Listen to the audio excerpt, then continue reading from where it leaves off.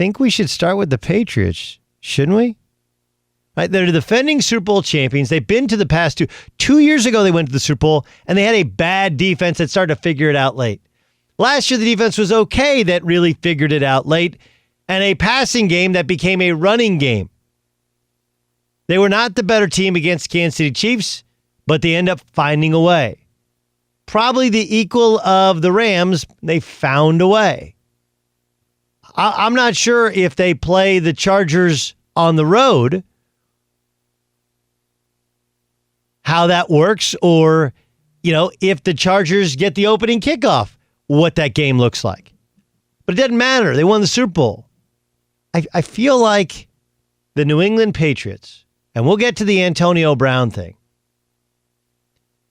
The New England Patriots feel like, what's your favorite high-end restaurant?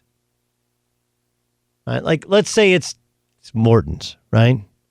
Right? There's a bunch of different high-end steakhouse, Morton's, Fleming's, Ruth's Chris. They're all good. They're all good.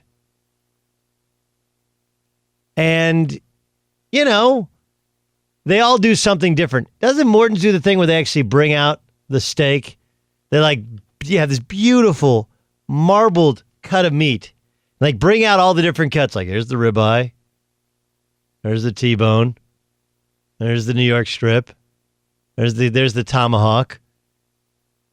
Right. The tomahawk is the ribeye just with this huge gargantuan bone in, so you feel like Barney freaking Rubble.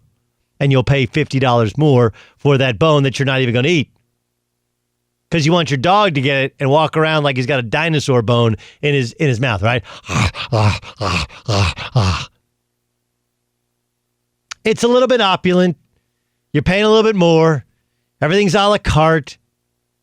Sure, they'll give you some broccoli spears and the mashed potatoes are delish. But the fact is, it's a high-end steakhouse. And you know what? The last couple years, it was still good. But the menu is kind of stale. They're just kind of trying to figure out, all right, 2019, it's hard. How do we get people? And now they've got hybrid players on defense. They have a legit stable of running backs. They have a group of wide receivers, and they'll add another one. And while they don't have Gronk, they were so dependent upon Gronk last year. Now they're not. They've gotten younger and more athletic at most every skill position. And then, of course, Tom Brady sitting back there doing what he always does against the Steelers. I'm not freaking out, but I'm just pointing out if this is Morton's, it's like walking into Morton's and knowing you can still get the same steak, but the drink menu is different. The apps are different. It's not as dark and as dimly lit as it used to be, right? And all of a sudden you look around and the crowd's not as old. I don't think the Patriots being this good should be that big a surprise. I think it was how good they were able to be, considering their personnel was not that good before they were able to revamp the thing. Right? Morton's comes out with a whole new menu and freshens things up. Their ability to be profitable shouldn't be surprising. Same thing with Fleming's and with Ruth Chris and with all these other places. They can still make a ton of money and still draw huge crowds even beforehand because they're just that good at what they do. It's like Ruth's Chris, they put butter on their steak when they're cooking them. They're just that good. I have a friend. It's a father and son, and every big city they go to Ruth's Chris, and they talk about that first bite. And this year I took my son. You guys remember I took my son to the Final Four? And we were at Ruth's Chris and they were there. And we went and had ourselves a steak. And he was like, Dad, this is the best steak I've ever had. Like, yes, it is. Is it expensive? Yes, it is. You can eat every bite of it.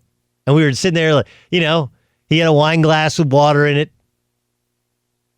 I had a little iced tea. We had ourselves a great meal. They've been that good. But now they've refreshed things. Now they've added in youth. And they've been able to do so with a little bit of extra help because they don't have anyone who's the highest paid player at their position. Yeah, we lost an offensive lineman. Didn't have to pay Tom Brady top dollar. Don't have a wide receiver making top dollar. And now they're going to add Antonio Brown, who it does feel like is an embarrassment of riches. after an embarrassing weekend. I don't believe that Antonio Brown had some great plan all along where he ultimately wanted to be a Patriot to stick it to the Steelers. There is no plan that exists in the history of the NFL revolving around one of its stars who wanted out of Pittsburgh because of guaranteed money and thinks that making $21 million less in guarantees is ultimately the answer to all their prayers. No chance. But it does make it interesting. Here's Ben Roethlisberger's reaction to the Patriots signing Antonio Brown. Ben, your thoughts on Antonio Brown joining these guys now? Whatever. Did you really go whatever? The only thing better than whatever would have been, seriously? If he threw a whatever, seriously?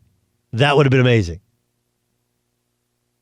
I do think it's the last of Big Ben's problems. I don't actually think he cares at every moment about it. But are you kidding me? The team that just wiped the field with us is going to add Antonio Brown, and Tom Brady's like, hey, bring your kids, come stay at my house with the moat. The whole story is nothing short of amazing. And I think the question becomes, this is essentially the Randy Moss path, only he didn't play a couple years in Oakland, so it didn't hurt the middle of his career. But will he be Randy Moss or will he be Ocho Cinco? Financially, they're more invested than they were in Ocho Cinco. But the fact is that Chad Ochocinco couldn't line up in the right spot, didn't know where he's supposed to be, didn't pay attention enough in meetings, just didn't have a high enough football IQ to play there. And all that social media stuff, that stuff goes out the window when you're coming to New England. And everybody says, I'm willing to sacrifice it to win. Let's see. Let's see if you're really worth sacrificing to win. So, what's amazing to me is not the Patriots are good or the Patriots might be great. It's how the hell did they win a Super Bowl and almost win a Super Bowl when they weren't that good?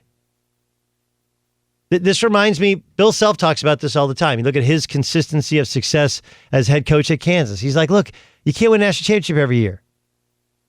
But if on down years you can win 30 games and win your league, then once every 4 years, you can win 35, 36 and win a national championship. That's when you got a big-time program. And that's the Patriots. In a down year, you can get to and lose in a Super Bowl to the Eagles. What can you do in an up year? Hi, I'm Doug Gottlieb from Fox Sports Radio, and you need to subscribe to the Fox Sports Radio YouTube channel where you can hear and see me. Why not? Plus, everybody else who's awesome here in Fox Sports Radio.